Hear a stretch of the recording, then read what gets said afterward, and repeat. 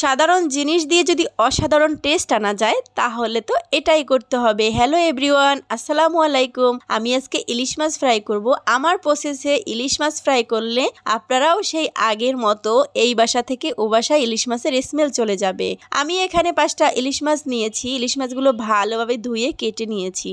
এখন আমি এখানে দিয়েছি মরিচের গুঁড়া, হলুদের গুঁড়া, স্বাদ মতো দিয়েছি লবণ আর দিয়েছি পেঁয়াজ বাটা। পেঁয়াজের পরিমাণটা একটু বেশি দিতে হবে, কারণ ইলিশ মাছের স্বাদ এই পেঁয়াজে নিয়ে আসবে।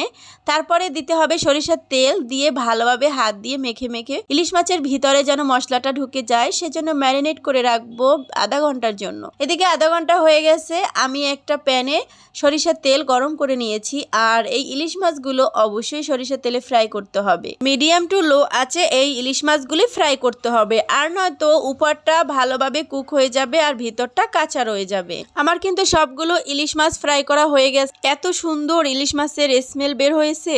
আগে আমার মা বলতো ছোটবেলায় যদি তারা ইলিশ মাছ ভাজি করতো তাহলে নাকি এই বাসা থেকে ওই বাসায় ইলিশ মাছের স্মেল চলে যেত। শুধু পেঁয়াজ বাটা দিয়ে ইলিশ মাছ ফ্রাই করতে হবে, তাহলে পারফেক্ট স্বাদ পাওয়া যাবে আর ঘ্রাণের তো কোনো কথাই নেই। এই ছিল আজকের মতো ইলিশ মাছ ফ্রাই। আল্লাহ হাফেজ।